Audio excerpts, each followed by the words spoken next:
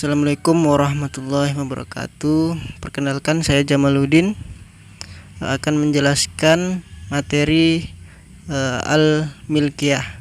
Yang pertama, saya sendiri Jamaluddin akan menjelaskan harta pada hakikatnya merujuk pada semua parameter sumber-sumber alam. Menurut pandangan Al-Quran, itu adalah nikmat Allah, alat-alat profesi atau perlengkapan, kesenangan dan kebanggaan.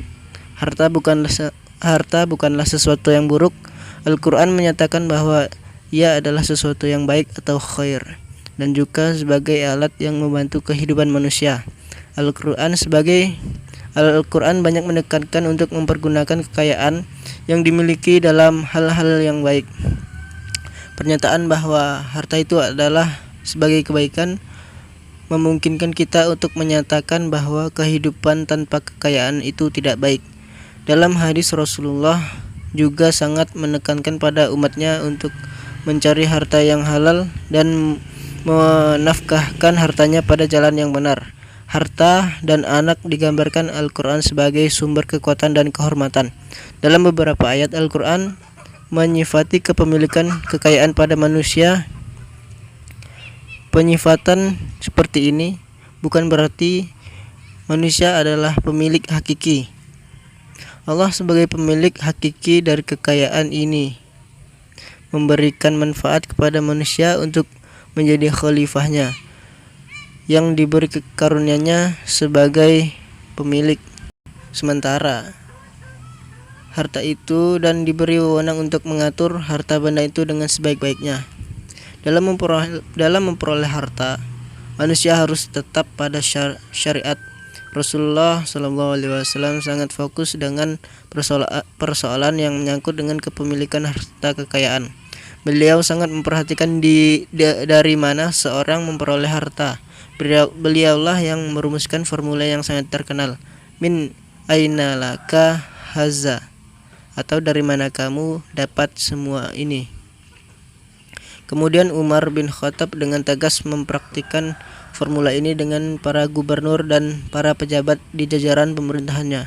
Dalam video ini kami akan menyajikan materi yang membahas tentang wawasan Al-Quran dan Sunnah tentang kepemilikan, khususnya kepemilikan relatif atau Al-Milkiyah Al-Uqayyadah, baik kepemilikan privat atau pribadi maupun kepemilikan publik atau umum. Yang pertama yaitu kepemilikan relatif atau Al-Milkiyah Al-Muqayyadah. Secara etimologi, kata milik berasal dari bahasa Arab, yaitu al-milk yang berarti penguasaan terhadap sesuatu. Al-milk juga berarti sesuatu yang dimiliki atau harta. Milik juga merupakan hubungan seseorang dengan sesuatu harta yang diakui oleh syara. Secara terminologi, definisi al-milk adalah pengkhususan seseorang terhadap sesuatu benda yang mungkinnya untuk bertindak hukum terhadap benda itu atau sesuai dengan keinginannya selama tidak ada halangan syara. Artinya, benda yang dikhususkan kepada seseorang itu sepenuhnya berada dalam penguasaannya, sehingga orang lain tidak boleh bertindak dan memanfaatkannya. Sesungguhnya hanya Allah yang menciptakan segala sesuatu yang ada di alam semesta. Semua yang ada di alam ini adalah milik Allah. Perkenalkan, nama saya Andrianus Doni, saya dari kelompok modal. Saya akan melanjutkan materi di slide sebelumnya yang disampaikan oleh saudara Jamal. Firman Allah dalam surat Al-A'raf ayat 128 yang berbunyi, sesungguhnya bumi ini kepunyaan Allah, dipusakakannya kepada siapa yang dikehendakinya dari hamba-hambanya, dan kesudahan yang baik adalah bagi orang-orang yang bertakwa. Ayat ini menceritakan kisah Firaun yang merasa sangat berkuasa atas bumi ini. Ayat ini merupakan nasihat Musa kepada kaum yang telah cemas. Mereka mesti memperkuat benteng iman mereka kepada Allah dan memperteguh kepercayaan Meskipun Firaun telah mengatakan bahwa ia sangat berkuasa melakukan apa yang dia inginkan terhadap Bani Israel, namun yang mempunyai bumi ini yang sebenarnya bukanlah Firaun, tetapi Allah di atas kekuasaan Firaun. Ada kekuasaan Allah dan kesudahan yang baik adalah bagi orang-orang yang bertakwa. Kesimpulan yang disampaikan oleh ayat ini adalah bahwa Firaun berkuasa atas izin Allah juga. Yang memberikan kekuasaan itu mampu untuk mencabutnya. Karena itu, jika manusia berupaya sambil meminta pertolongan Allah dan tabah menghadapi segala tantangan dan rintangan, niscaya akan dianugerahi kekuasaan.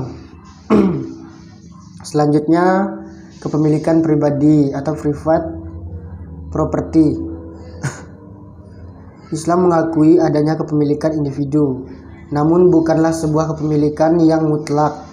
Kepemilikan yang dibatasi dengan kaidah-kaidah tertentu. Sebagai agama yang sesuai dengan fitrah manusia, Islam telah menetapkan adanya kebolehan setiap individu untuk memiliki harta benda secara pribadi. Allah berfirman dalam surat An-Nisa ayat 32 untuk memiliki harta benda secara pribadi. Dan janganlah kamu iri hati terhadap apa yang dikaruniakan Allah kepada sebagian. Kamu lebih banyak dari sebagian yang lain. Dalam Alkitab Tafsir Al-Misbah, ayat ini dijelaskan, janganlah kamu makan harta sebagian kamu antara kamu, yakni janganlah memperoleh dan menggunakan harta yang dimiliki oleh si A hari ini dapat menjadi milik si B besok. Harta seharusnya memiliki fungsi sosial, sehingga sebagian di antara apa yang dimiliki si A seharusnya dimiliki pula oleh si B, baik melalui zakat maupun sedekah. Pengembangan harta tidak dapat terjadi kecuali dengan interaksi antara manusia dengan manusia lain dalam bentuk pertukaran dan bantu-membantu. Makna-makna inilah yang antara lain didukung dalam penggunaan kata antara kamu. Dalam firman-Nya yang memulai uraian menyangkut perolehan harta, kata antara juga mengisyaratkan bahwa interaksi dalam harta seakan-akan berada di tengah dan kedua pihak berada pada posisi ujung yang berhadapan. Keuntungan atau kerugian dari interaksi itu tidak terlalu ditarik jauh oleh masing-masing, sehingga salah satu pihak merugi, sedangkan pihak lain mendapatkan keuntungan. Sehingga bila demikian harta tidak berada di tengah antara dan kedudukan kedua belah berpihak tidak lagi seimbang. Perolehan tidak seimbang adalah batil, dan yang batil adalah segala sesuatu yang tidak hak, tidak dibenarkan oleh hukum, serta tidak sejalan dengan tuntunan ilahi walaupun dilakukan atas dasar kerelaan yang berinteraksi. Baiklah, saya Tahrip Firmansyah akan melanjutkan materi dari Andrianus Doni. Janganlah sebagian kamu mengambil harta orang dan menguasainya tanpa hak, dan juga pula menyerahkan urusan harta kepada hakim yang berwenang memutuskan perkara, bukan untuk tujuan memperoleh hak kalian, tetapi untuk mengambil hak orang lain dengan melakukan dosa, dan dalam keadaan mengetahui bahwa kalian sebenarnya tidak berhak. Tidak semua hak milik pribadi dilindungi oleh Islam. Islam tak melindungi kepemikiran harta benda yang diperoleh dengan jalan haram, dan melindungi hak miliki yang diperoleh dengan jalan yang halal. Artinya harta yang dimiliki seharusnya diperoleh dari jalan yang halal. Lanjut slide. Kepemilikan umum atau public property.